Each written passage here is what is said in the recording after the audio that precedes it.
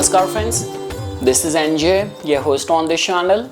So friends, in this video we will have our discussion on various combinations which could delay the prospects of the marriage. Now again friends, when I say delay, so a lot is dependent on the prevailing customs and the society and the part of the world where you live. If you live in a part of the world where getting married at 25 years of the age is the common norm, you might find or feel yourself that your marriage is getting delayed, and in certain customs in certain part of the world people feel very comfortable and they get married in mid 30s, late 30s. So based on that, and again friends, your chart has got answers to all of that. This video can be seen as a compilation of all the combinations which you have to see, and at the end friends we will discuss certain remedies as well, so that it can create that aura, that energy of manifestation, manifesting a right partner for you. So okay friends, now after this we will shift to the narration part for this explanation. Why do some people marry at 25 effortlessly while others wait till 38, 42 or never marry at all despite doing everything right? So friends, in Jyotish, marriage delay is never random. It is karmic timing and unresolved relational debts, and this could also be connected with maturity threshold as well. So in this video, this is obviously meant for the advanced students because we will decode 9 classical and Nadi based reasons for marriage delay. Like I will also include like Prashri system, few tidbits from the Gemini, from the Bhrigu Nandi logic as well, and most importantly, how to correct the energy of the marriage through certain remedies as well. So now friends, to begin with, marriage must be judged layer by layer, never by one factor. We have to see the D1 chart, which is a chart of the karma and the events, D9 chart, which is the chart of the marriage maturity and the soul contracts. Like the way we say that D1 chart just tells about how your life looks from outside, but how your marriage will be within from the inside, that is something we get to know from the D9 chart. Dasha is very important because the timing activation is the Dasha. Nakshatra and the Nadi karma, I will talk about that as well, and some remedies at the end like energy correction, just purely not superstition at all. So okay friends, let's just start. The very first point is about weak or afflicted 7th house. The door exists but is jammed. See, the 7th house is not marriage only, it is the capacity to merge with another soul. Now delay occurs when 7th house is hemmed by malefics, like this could be Papkatri, a malefic planet like a house before from the 7th, which will be the 6th house, and a house after the 7th house, which is the 8th house. So malefic planets over there forming the Papkatri yoga. This could be 7th lord is debilitated, combust, retrograde and with malefics, and 7th house falls in the Dushtana signs as well, not only the houses but the signs as well, Virgo, Scorpio, Pisces with affliction. So the psychological result of it is the native wants marriage but subconsciously resist surrender. And friends, I would say that if 7th lord is strong in the D9 but weak in D1, there will be delay, but there is not going to be the denial. So the very first attribute when you have to approach any chart or any individual's life for a delayed marriage, the very first sign you will get is in the form of a weak 7th house or an afflicted 7th house. Now friends, the second is about Saturn's involvement, like marriage after maturity, not as per the desire. So whenever Saturn touches the 7th house, 7th lord, Venus or D9 Lagna, or this could be the 7th of the D9 Lagna, marriage becomes time bound, not the emotion bound. Like Saturn causes delay when lessons of responsibility are incomplete. Soul is paying relationship debt from the past lives. Native must first learn solitude, discipline, or service. See, Saturn does not deny marriage because many people have this mindset that Saturn is tormenting me, Saturn is creating problems. Saturn never ever deny anything. Saturn just asks Are you stable enough to hold another life? Late but enduring marriages often carry Saturn signature. And friends, see, that is why I always say, when you are dealing with people who are governed by the Saturn, doing their counseling becomes very important. Understanding the nitty gritty and the patterns in the life becomes very important. See, imagine the case where a person is still struggling in the job, struggling in the business, and he's hard bent on getting married first, because the way our society is designed, society say that okay, your biological clock will move on, later on you will have problem, career will keep on getting settled even at the latter half, in the latter phase in the life, so better get married first. But you have to understand, anything which comes in the purview of the planet Saturn, you cannot have that illusion, that mindset that the future is going to be fine, or let's be very hopeful about the future. Saturn works on the hard fact and the hard numbers. Saturn works on the reality. So all what matters is that, if as if now society pushes you to be married by 25, by 30, but if you are not settled, you are not responsible, and that area of your life is being governed by the Saturn, you are in the Saturn Dasha, your moon nakshatra is of the Saturn, Saturn is placed in the 7th house, aspecting the 7th house, aspecting the 7th lord, conjunct with the 7th lord, then that means there is going to be delay, and marriage will happen after maturity, after settlement, not based on the desire. Now friends, the next and the much talked about yoga is of the Mangal dosha, like where if you will see Mars to be placed in the 1st house, in the 4th house, in the 7th house, in the 8th house, or in the 12th house. So this is it has got a reputation of being the Mangal dosha. Then that means Mars, which represents sexual desire, assertion and survival instinct. Mars is either very strong, very intense, or it is imbalanced in the chart of one person.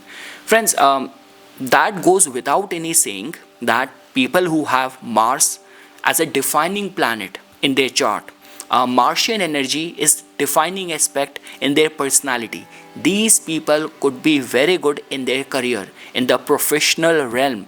They are the most loyal people. They could be the most trusted and loyal friend as well. But yes, when it comes down to the marriage, that is the area where, imagine, two armored soldiers from the opposing parties are being put in one single room.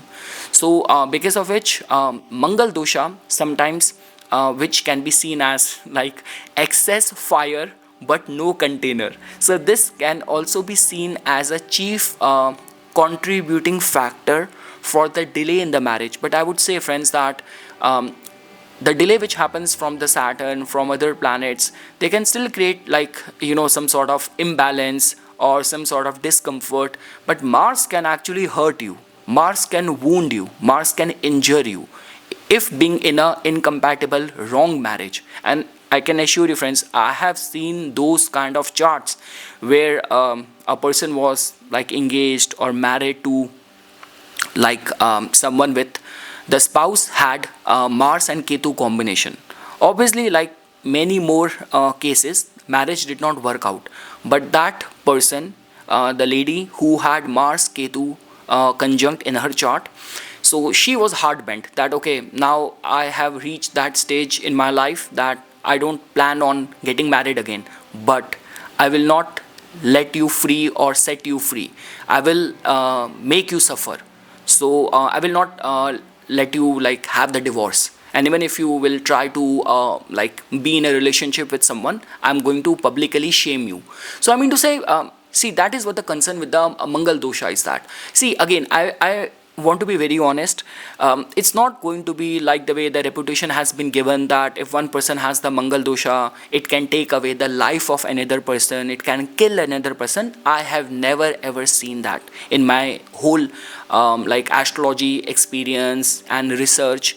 It can actually injure you, wound you, hurt you, create problems for you, but it's not like something it is going to come in the way of your life cycle or life timing. Like the way even when we say that the curses which happens, people who get entangled to the curses or like the law of karma, they become entangled in that. That could also be the case which can come from the Saturn.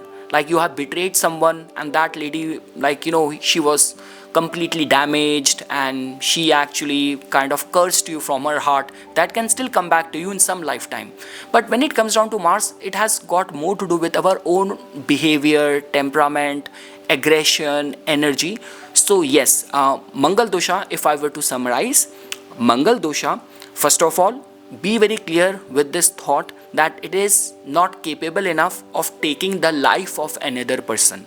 Mangal dosha can make you very successful in your career, but yes, proper compatibility needs to be seen. And like the way many astrologers say that after the age of 28, the Martian energy starts tapering down.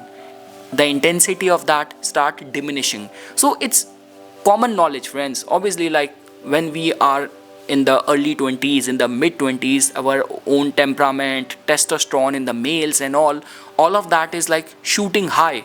It's like being boosted too much.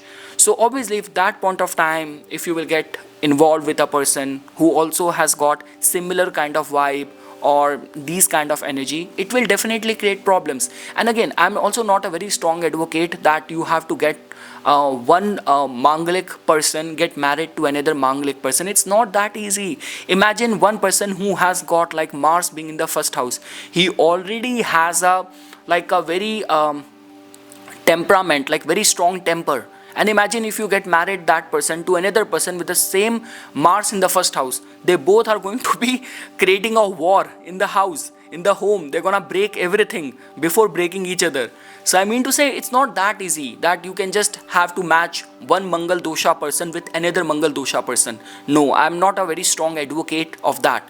When I'm doing a matchmaking for my clients, I individually see both of their chart.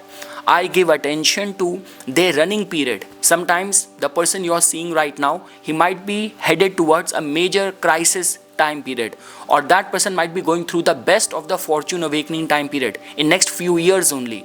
So I see individually the personality, the profile of two people. I see their running time, their pattern. From the Ashtakut Milan, I somehow give attention to the Nadi dosh, because lot many scholars and Vedic astrologers say that the Nadi dosh could be responsible for that children might have some sort of health issue or some problems. Nadi dosh is something in the Ashtakut Milan which you generally see in the software, in the application. I give attention to that. But all other rest of the things like Graha Matri and all other things, it gets compensated with other overriding factors. But again, let me be very clear. Mangal dosha does not put a curse on you. Mangal in most of the cases is not karmic. It has more to do with our behavior, with our temperament, and it will never, Mangal dosha never takes the life of another person. Let me be very clear. So yes, coming back to the topic, Mangal dosha, Mars represents sexual desire, assertion and survival instinct. Mangal dosha delays marriage when the typical traditional explanation is if Mars is in the first house, fourth house, seventh house, eighth house or the 12th house without Jupiter or Venus balance. Anger or impulsiveness dominates the bonding. Past life violence, warrior lives or betrayal is carried away, like is carried on in this lifetime as well. So Mangal dosha, friends, does not delay marriage.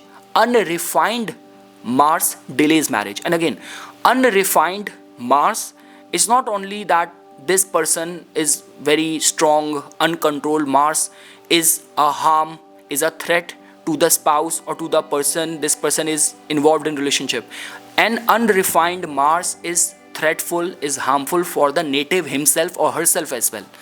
So yes, Mars refined can actually give you very loyal, a protector spouse, and a raw, uncontrolled Mars can actually be responsible for the relationship combustion.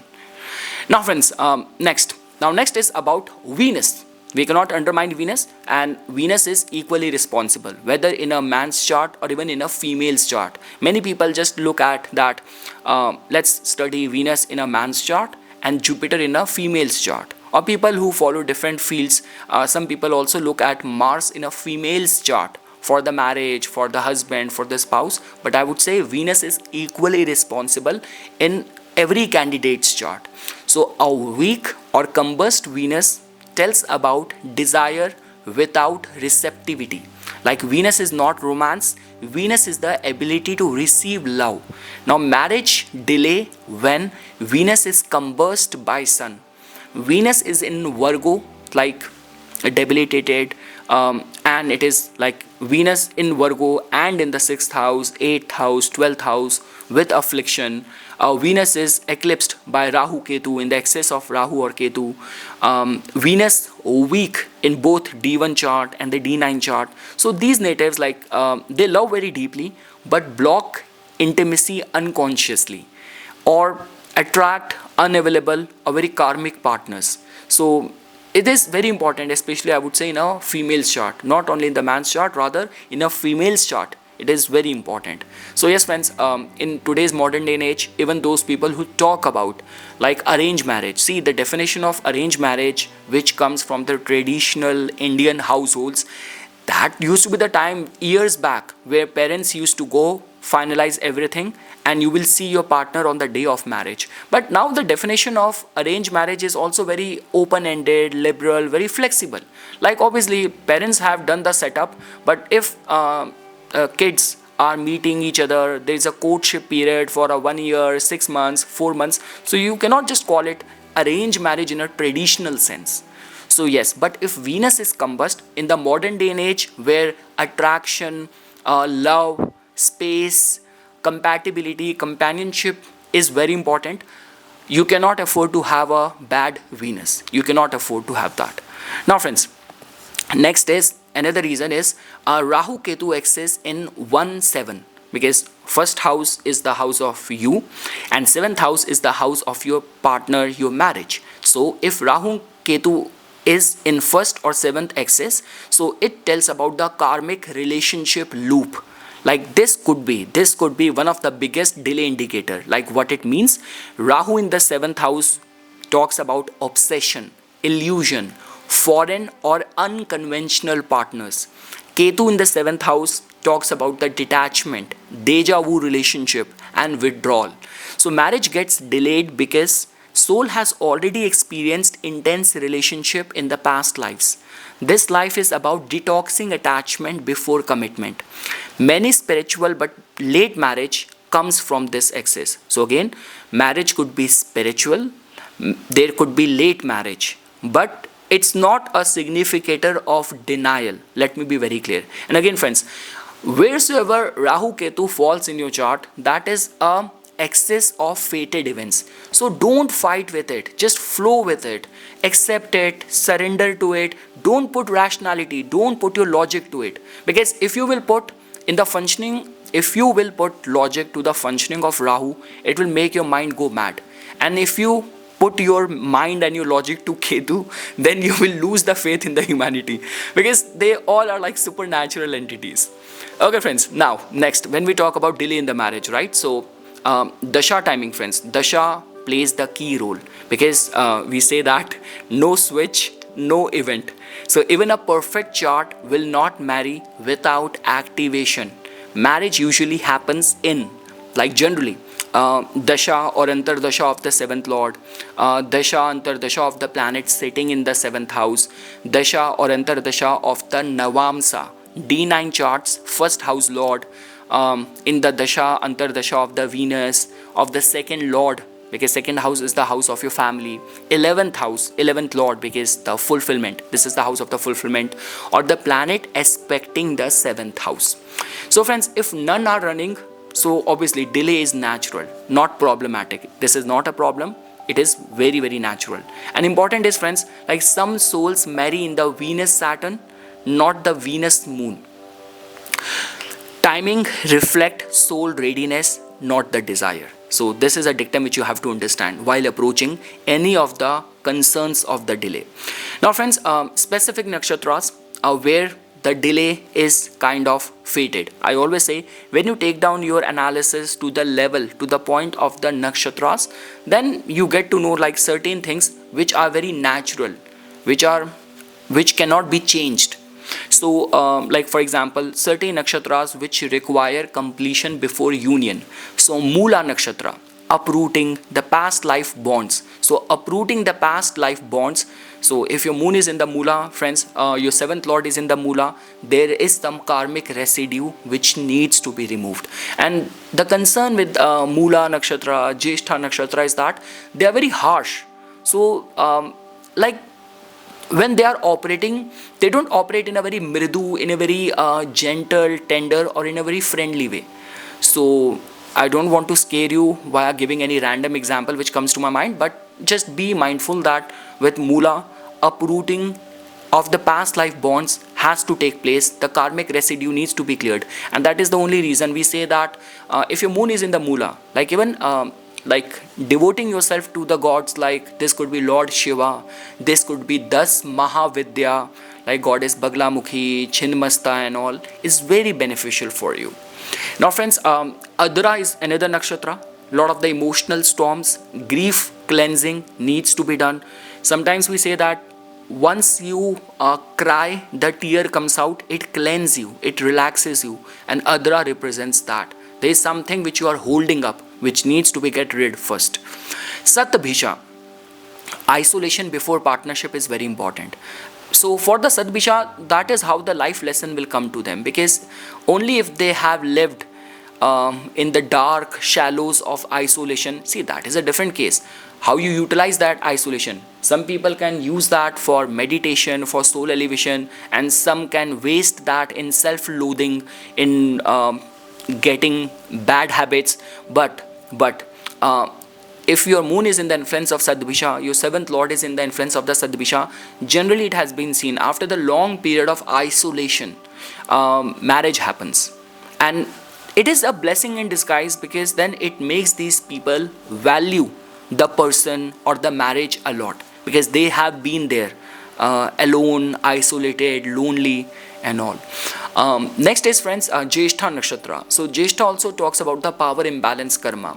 Uttar Bhadrapada, so renunciate tendencies. So with Uttar Bhadrapada, sometimes planets are operating or working in this way, so that you get to know about your true instincts, your true identity. For example, when the influence of your Janam Tara, your moon nakshatra, for example, Uttar Bhadrapada, has not even come to its full glory, and before that you got married, and slowly, gradually, you're losing interest in the marriage, you're losing interest in the intimacy and all, so that could be a case. So planets give you proper time, and delay in these situations is like a blessing in disguise.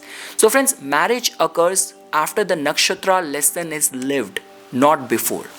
Now friends, we have to also talk about the Nadi dosha, so the ancestral and the past life contracts.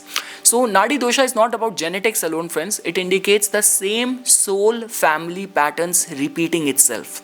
Marriage postponed until lineage karma is corrected, and a strong pull towards spiritual, duty-based or service marriages.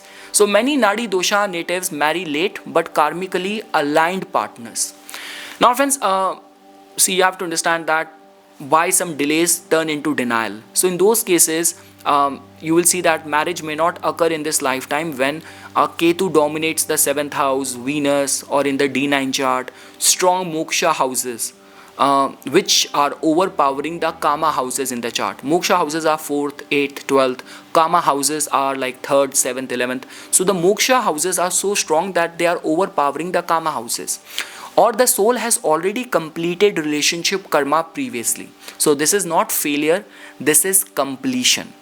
So, and yes friends, like when the chart is aligned like this, you will see the promise of that in multiple ways. I have seen that, like I remember that chart of a person, I did a reading. So 7th lord, which also happened to be the Dara Karaka, is debilitated. Individually, Libra is the original zodiac sign of the marriage, of companionship, partnership. She also had Ketu being placed in the Libra. So imagine Ketu is in the Libra, Seventh lord is debilitated, which happened to be the Dara Karaka, and there were other factors as well. And the same thing is getting repeated in the D9 chart as well. So then you have to understand that universe is giving you signs in some other direction. Your fulfillment, your success, your recognition is written in some other direction. So friends, at the end, when we talk about the Vedic remedies, so creating the energy of marriage, I would say. So the very first principle is that remedies do not bring a person, they prepare the energy field. So the very first is about strengthening Venus. It is equally applicable both for males and females. So doing the charity of the white items or white sweets on the Friday, or goddess Lakshmi, or the Shukra mantras, or clean aesthetics, like always giving attention to the cleanliness, listening to the music, good fragrance will strengthen the Venus. Pacify Saturn, friends. So because this video is not about denial, this video is about delay, and Saturn is the chief planet responsible for that. So on Saturdays, service the elderly or the poor people. You need to have that discipline, routine, and integrity in your life, and avoid relationship shortcuts. That's what Saturn generally preaches. Balance your Mars, friends. Physical training, exercise, devotion to Lord Hanuman, Hanuman Upasana, and channel the aggression into protection, not the dominance. Heal the Rahu Ketu excess, friends. It is also very important. Meditation, silence, avoid obsessive dating patterns, and the karmic awareness has to be more than the emotional compulsion, because you have to understand the cause and effect on a karmic, in an astral, in a cosmic sense. Cause and effect, automatically half of the things you will stop doing it, because you know that it is going to boomerang back and come back and hit you. So you will only be inclined towards doing the good only. So karmic awareness has to be there, more than the force of the karmic awareness has to be stronger than the emotional compulsion. And the D9 based remedies, friends, so always check the Navamsa first, and D1 shows when and D9 shows whether. So friends, all what I can say is that marriage is not a social achievement. You do not have to outshine someone or prove a point to someone. It is a karmic permission. If marriage is delayed, the soul is being prepared, not punished. When the lesson completes, timing unlocks automatically. So okay friends, this is something which I wanted to say as a part of my inputs. Once again, thanks a lot for watching this video, and for further more updates and notification on the divine science of Vedic Astrology, please subscribe to my YouTube channel and follow me on my Instagram account. Dhanyavad.